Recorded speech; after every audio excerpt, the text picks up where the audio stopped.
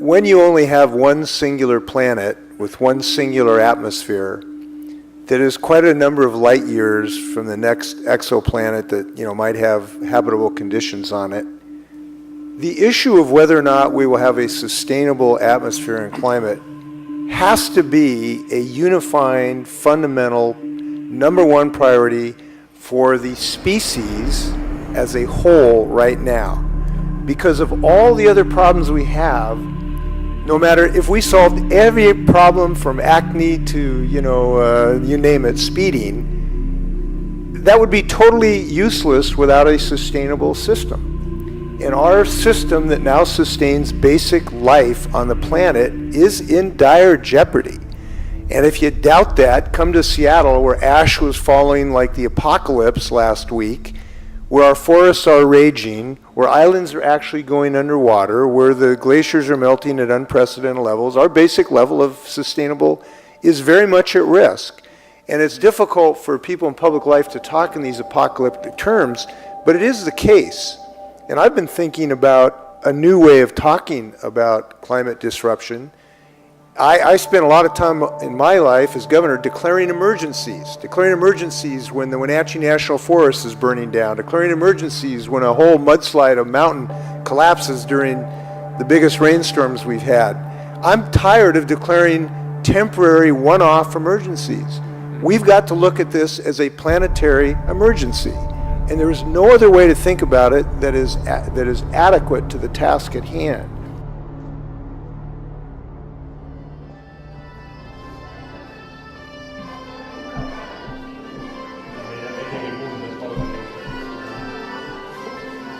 So that's when I would say, okay, you can put it all out there, but then, hold on, this AI, is this going to be held by certain companies or certain countries?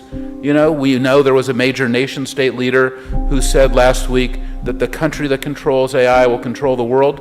So that was the Russian leader, wasn't it? It's as easy as looking at it and swiping up. We've handed over, think about how much Google and Apple know about you.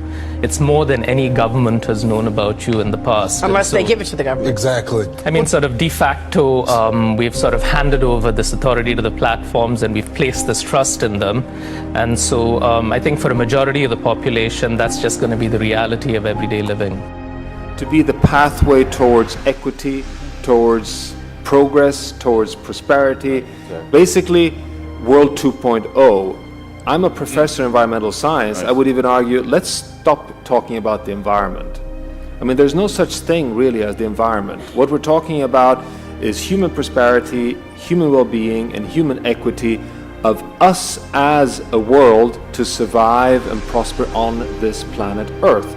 People like to sort of withdraw from connecting it to climate change, going, this is not because of climate change, or you can't attribute climate change to any single weather event, which is true, technically, strictly speaking.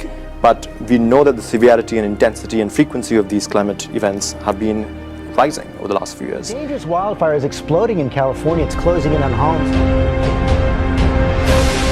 Wildfires lighting up the skies in Southern California. It was a tornado of embers going through here. I've never seen anything like this. This is the sound and the sight of firefighters losing ground in the suburbs of Los Angeles. A major earthquake that has rocked central Mexico. And of course, today's quake comes on the 32-year anniversary of a massive earthquake in Mexico. Tuesday's massive 7.1 earthquake leveled 38 buildings. Screams of "Oh my God" echoing through Mexico City. Buildings crumbled and collapsed, sending dust clouds over the city. Earthquakes are being felt more often in Bali as locals and tourists brace for the Mount Agung volcano to erupt. After storming through the Caribbean, Hurricane Maria slammed Puerto Rico on Wednesday, the 10th strongest Atlantic hurricane ever recorded. After Hurricane Maria ripped apart the island's entire power grid. Now families across the island trying to prepare for the humid darkness of life off the grid. Is it possible to project what will happen with these weather events in the future? Will they continue to get more intense? So, I think the projections and the signs are showing that the intensity of these types of events will increase. Second, let me speak to the accelerating progress we're seeing in artificial intelligence. Over the last 5 or so years, we've seen amazing progress in automation, machine learning, and AI. Whatever Estonians do as citizens these days, it's likely to involve their e-card. This is how Estonia works. Everybody has a card to access public services online. And here's something for the philosophical among you to ponder on. Estonia has basically embarked on an experiment that certainly smudges, perhaps even erases, the connections between state and country. If the state's functioning components can be sent down a fibre optic cable to work perfectly well from the other side of the world, well, will the states of the future need a fixed location at all? This way, the government also knows more about its citizens. To many in Europe, this idea of an all-knowing state is a big worry. Digital ID is part of every regular ID card in Estonia already for the last 16 years. You know, digital identity is automatically created at the birth. A doctor enters the details of a birth into the system, and without the doctor herself recognizing this, in the background, the system is creating digital identity for a baby. Parents later add the name, of course, without going to any office, and the digital citizen is born. Forget the cash or the plastic. Now your payment option is right at your fingertips, literally. Customers at the Cost Cutter supermarket at London's Brunel University are the first in the world to pay for their groceries with finger vein scanners. But today, this shop became the first supermarket on the planet to use the new technology. Another step, or finger to be precise, towards consigning cards and cash to history. Works by using a small infrared scanner to detect unique patterns in the veins in a person's fingertips. The information's then linked to a customer's bank details. So digital services can offer seamless coming into this world, seamless life in Europe for all our citizens, if we take it in our hands to guarantee for them. But this is not the only thing which we need to do, of course. One thing is identity. One thing is digital services. So, do you think it's more inspiring or alarming overall to have this kind of technology available to us? Overall, it's pretty alarming because nobody really realized how it is changing our world, and nobody really realized the side effect it is going to have on our political regime, whether they are authoritarian regime or democracies. All those regimes are going to change deeply because of those technology. And this is a question nobody really asked the people who govern us. On these screens, you can see that every person in the room is filmed real time. The grid you see here is analyzing my face. Our cameras can now recognize me, even from the side or when my head rotates 30 degrees to the left or right, or 15 degrees up or down. All employees at the company have given their face prints.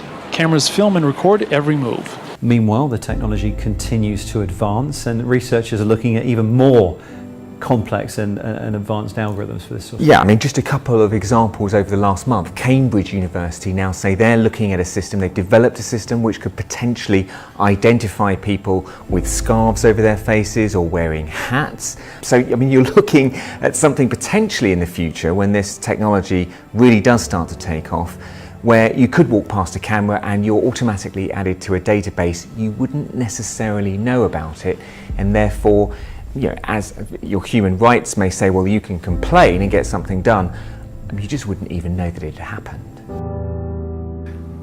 You know, should we start thinking about this as AI as kind of a basic human right? You know, if you go over to the United Nations, you know, they have a wall with the basic human rights, the things that they believe in. Is this going to be so fundamental to our society that every country should have, every person, every company should have some kind of democratized access, that AI is a basic human right? And that is AI is not an SDG, today, but should it be? Or should it be part of all the SDGs? It's hailed as progress, but also poses ethical questions.